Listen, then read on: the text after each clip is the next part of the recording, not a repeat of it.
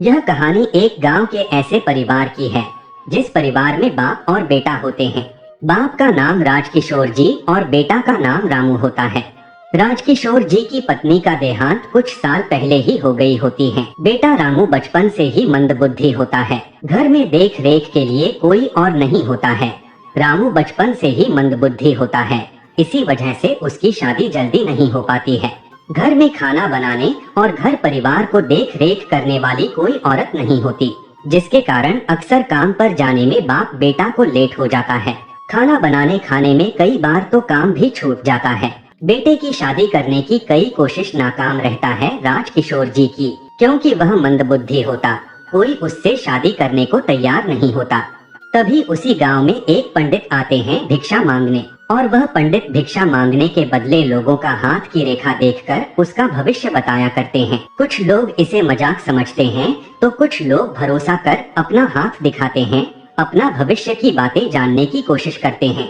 तभी उस मंदबुद्धि रामू के पिता राजकिशोर जी को गांव के एक आदमी कहता है कि राजकिशोर जी, आप अपने बेटे रामू का हाथ दिखाइए, शायद आपके बेटे रामू की शादी के बारे में यह पंडित जी कुछ बता दें, जिसके उपाय से आपके बेटे रामू की शादी हो जाए और आपका परिवार और वंश आगे बढ़े। यह बात सुनकर राजकिशोर जी सोचते हैं, ठीक है, कहकर अपने बेटे रामू को बुलाते हैं और उसका हाथ देखने वाले पंडित जी को कहते हैं, कृपया मेरे बेटे का हाथ देखकर इसकी शादी के बारे में बताइए पंडित जी। अगर आपका बात सही निकला तो मैं आपको दक्षिणा के साथ साथ आपको धोती कुर्ता और कमंडल भी दूंगा अपनी खुशी से, क्योंकि यहाँ लोग कहते हैं इसकी शादी नहीं होगी, अगर होगी भी तो इसके जैसा ही मंदबुद्धि लड़की ढूंढनी होगी, कहीं मिले तो शादी होगी।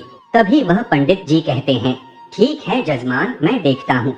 रामू का दाहिने हाथ अपने हाथ में लेकर रामू का रेखा गौर से देखकर पंडित कहता है, कौन कहता है इसकी शादी नहीं होगी?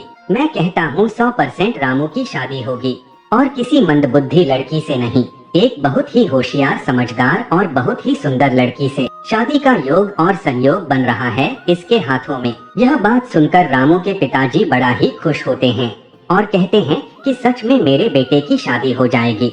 पंडित जी कहते हैं, सच में यह बात कह रहा हूँ, मेरी बात 100% सही साबित होगा। आप अपना धोती कुर्ता और कमंडल तैयार रखिएगा, अगले महीने तक इसका शादी की संजोग बन रहा है। पंडित कहते हैं, अब दक्षिणा दीजिए हाथ देखने का, हम 1 महीना बाद में आएंगे आपसे मिलने, जानकारी लेने और साथ में धोती कुर्ता कमंडल लेने। तब तक आपके बेटे का शादी भी हो चुका रहेगा। राजकिशोर जी पंडित को 501 रुपए अपनी खुशी से देते हैं और कहते हैं, यह तो कुछ भी नहीं पंडित जी, अगर आपकी बात सच में सही निकली तो मैं आज 501 रुपए दे रहा हूँ। उस दिन अपनी खुशी से धोती कुर्ता कमंडल के साथ साथ 50,001 रुपया भी दूंगा। पंडित जी कहते हैं, हाँ जजमान, जरूर पूरा होगा मेरी बातें, पर एक बात और आपसे कहना है। राजकिशोर जी यह सुनकर कहते हैं, हाँ पंडित जी कहिए, कौन सी बात?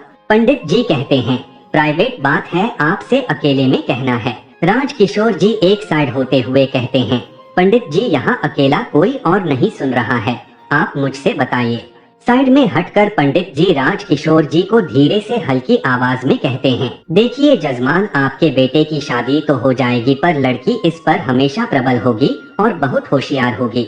इस लड़के पर भारी पड़ेगी या तो अपने योग मन लायक समझेगी तो ठीक है, अगर नहीं समझी, उसकी चाहत पूरी नहीं हुई तो भाग भी सकती है या इसे छोड़कर भी जा सकती है, जिससे समाज में आपके प्रतिष्ठा चला जाएगा।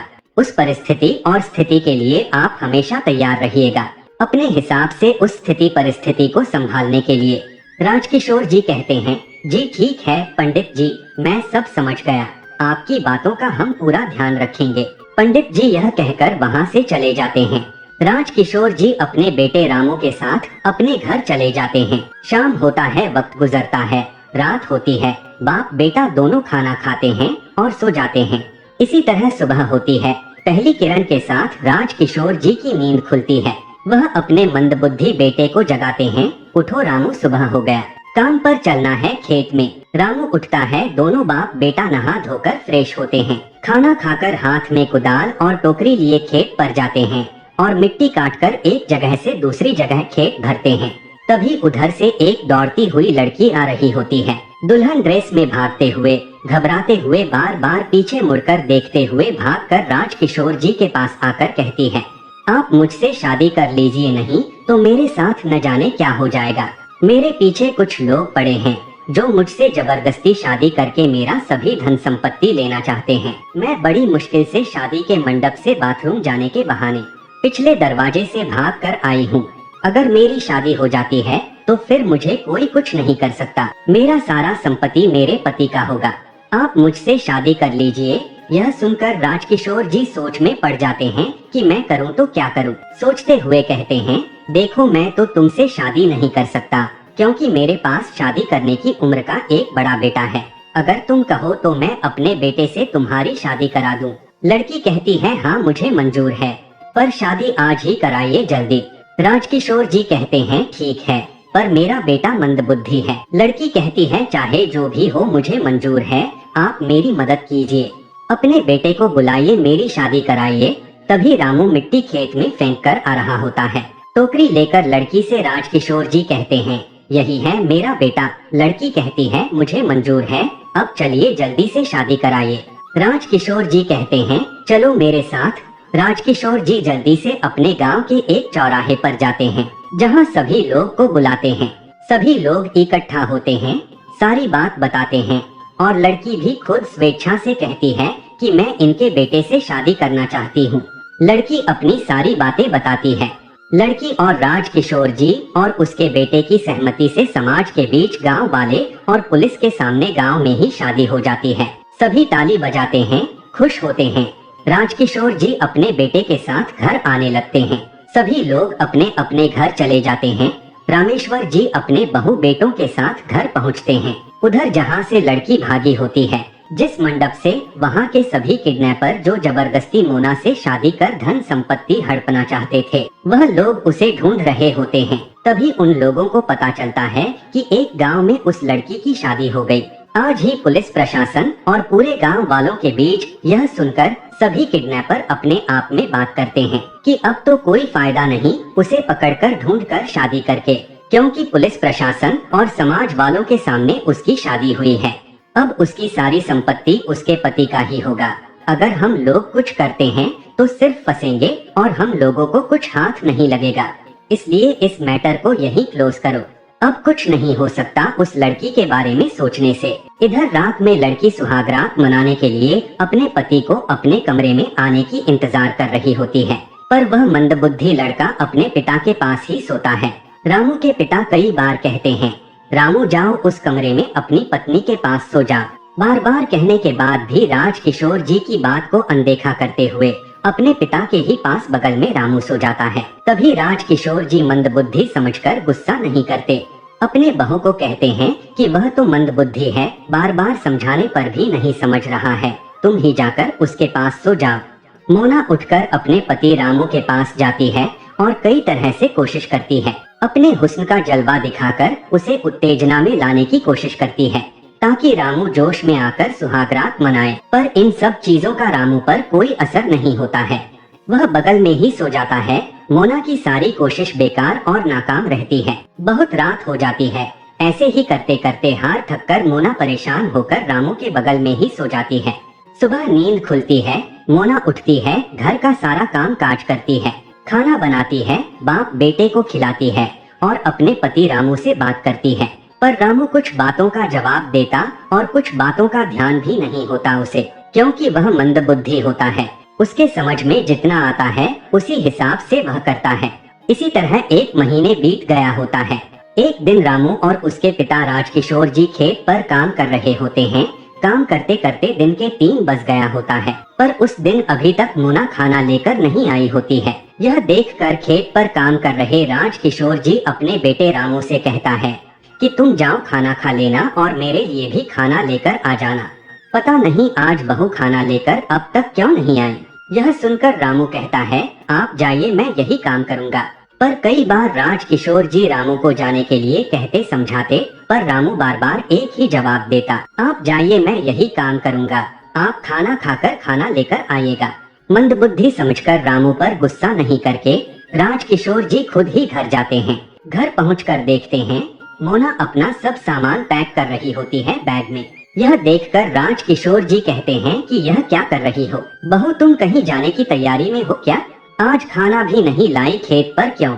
बहुत ही उदास और परेशान शब्दों में मोना कहती है, आप तो जानते हैं ना मैं किन परिस्थिति में आपके बेटे से शादी की थी, पर उस शादी के बाद भी मैं आज तक कुंवारी हूँ। जैसी ही कोशिश की आपके बेटे को अपने बस में कर लूं, लेकिन वह पलटकर मेरे तरफ एक बार भी देखे नहीं। आज महीना गुजर गया पर आपके बेटे में कोई बदलाव नहीं हुआ। वह मेरे तरफ पलट के देखते तक नहीं, और कहाँ तक कहूँ, इसलिए मैं जाना चाहती हूँ यहाँ से। यह सब सुनकर राजकिशोर जी सब कुछ समझ जाते हैं। उन्हें पंडित की द्वारा बताई हुई बातें याद आती है। यह सब सोच समझकर राजकिशोर जी कहते हैं, तुम्हें कहीं जाने की जरूरत नहीं है बहू, सब ठीक हो जाएगा। मोना कहती है, क्या ठीक हो जाएगा? आप मेरे तड़प दर्द नहीं समझ पाएंगे। उस दिन अच्छा होता है कि मैं आपके बेटे से शादी ना करके आपसे शादी कर लेती, क्योंकि मैं तो पहले आपसे ही शादी करना चाहती थी। आप ही के साथ शादी का प्रस्ताव रख रही थी, पर आपने अपने बेटे से शादी करवा दिए। और आज मैं क्या कहूँ अब आपसे। सब सुन समझकर राजकिशोर जी कहते हैं, बहू आज से तुम्हारी सारी इच्छाएं पूरी होगी। मैं करूँगा तुम्हारी इच्छाएं पूरी। और बहू मोना को अपने कमरे में ले जाते हैं और मोना की सारी इच्छाएं पूरी करना शुरू करते हैं। लगातार मोना के साथ कई घंटों वक्त बिताकर मोना को खुश कर देते हैं। मोना शांत हो जाती है। मोना कहती है, अब मैं संतुष्ट हो गई, मैं यही रहूंगी। आप मेरी इच्छा इसी तरह पूरा करते और मेरी ख्याल रखते रहिएगा, मैं आपका भी ख्याल रखूंगी। इस तरह राजकिशोर और मोना एक दूसरे का ख्याल रखने लगते हैं। और उनके बेटे रामू को इन दोनों के रिश्ते के बारे में कुछ पता भी नहीं चल पाता है, नहीं समझ में आता है, क्योंकि वह मंदबुद्धि होता है। मोना अपनी जवानी की जोश में राजकिशोर जी के साथ अपना बहु कुछ न्योछावर करने लगती है। बहू मोना को खुश रखने के लिए राजकिशोर जी भी अपने हाथ की सारी सीमाएं पार कर एक दूसरे में समा जाते हैं। राजकिशोर जी सब कुछ होने के बाद जब कमरे से बाहर निकलते, तब उनके मन में ऐसा लगता है कि यह जो भी हो रहा है गलत हो रहा है। मैं यह सही नहीं कर रहा हूँ, इसे सही कहूँ कि गलत, और करूँ तो क्या करूँ। एक तरफ अगर ऐसा नहीं करता हूँ तो बहू घर छोड़कर चली जाएगी, समाज में मेरी प्रतिष्ठा चली जाएगी, फिर मेरे बेटे से कभी कोई दूसरी शादी नहीं करेगी। और ऐसा करता हूँ तो यह गलत है। अब सही हो या गलत, इसी सोच में जद्दोजहद में राजकिशोर जी दरवाजे पर टहल ही रहे होते हैं कि सामने वह पंडित दिखाई देता है, जो रामू का हाथ देखकर सारी बातें बताया था।